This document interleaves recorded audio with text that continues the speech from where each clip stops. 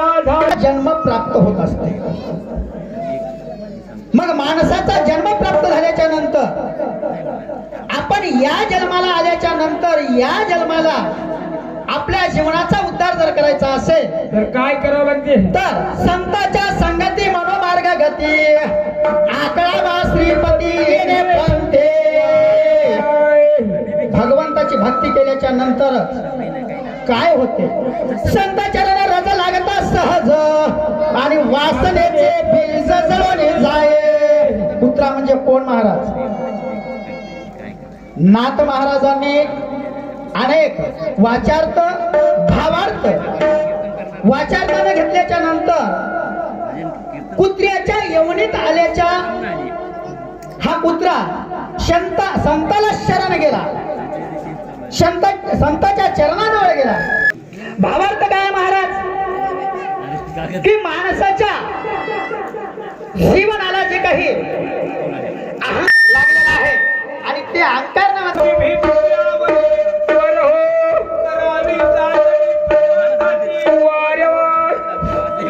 म्हणून संतादारी हो.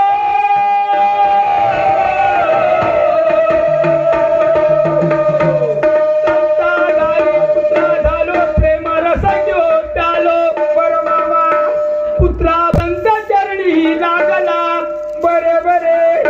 कुत्र्याच्या गळ्याला बांधली साखळी. कोणती हो? कोणत्या हरिनामाची? संताच्या गळ्याला संतानं कुत्र्याच्या गळ्याला साखळी आहे आणि ती साखळी मोकळी करण्याचं काम केलं.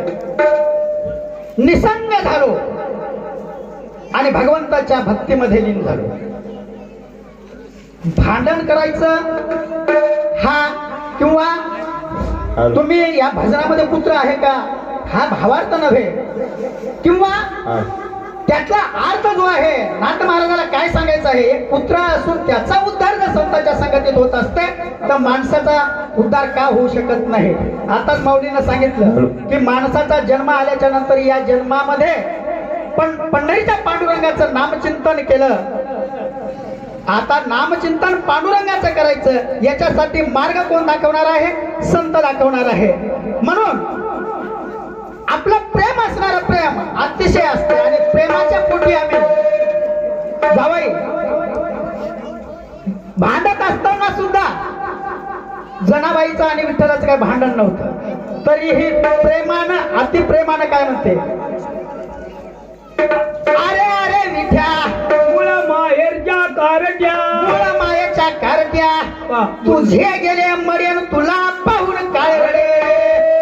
म्हणून आम्ही जावाई जावाई रात्रीपासून जावाईच म्हणालो. आमचं अतिशय प्रेम जसं जनाबाईचं त्या पांडुरंगावर होतं तसं तुम्ही जावयावर प्रेम आहे म्हणून आम्ही पुन्हा पुन्हा तुमचं नाव घेतो. आणि आम्ही रात्री बोलत असताना मी जे काही विश्लेषण केलेलं होतं ओंकाराचं, आणि माझी अपेक्षा होती की आमचे गुरुबांधव आणि जावाई यांच्याकडून अपेक्षा बाळगतो की आम्हालाही ते ज्ञान जे आपल्याकडं नाही ते ज्ञान आपण कोणाकडून तरी घेतलं पाहिजे.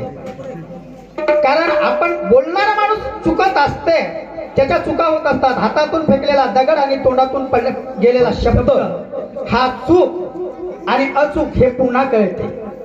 परंतु माझी अपेक्षा आहे, आमच्या भजनी मंडळाची अपेक्षा आहे की आमच्या जावाईने पुढच्या पाहऱ्यामध्ये त्या ओंकाराचं जे काही त्यांना जे काही अभिप्रेत असणारा किंवा माझ्या वाचण्यात आलेला जो अर्थ आहे ते मी सांगितला, त्यांच्या वाचण्यात आलेला अर्थ जो आहे ते त्यांनी कृपा करून सांगावं.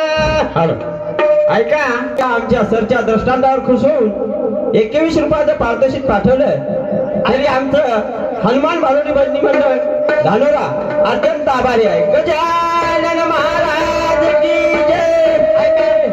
सभेमध्ये उपस्थित असलेले सन्मान्य श्री नागनाथराव दत्ता धनवे यांच्यातर्फे 31 रुपयाची भेट आलेली आहे. तसेच सभेमध्ये उपस्थित असलेले शिवम राजू धनवे यांच्या तर्फे फुकता फुकताला संत चरणी लागला वाया, कुत्र्याच्या गळ्याला बांधली साखळी. बरो संतान केली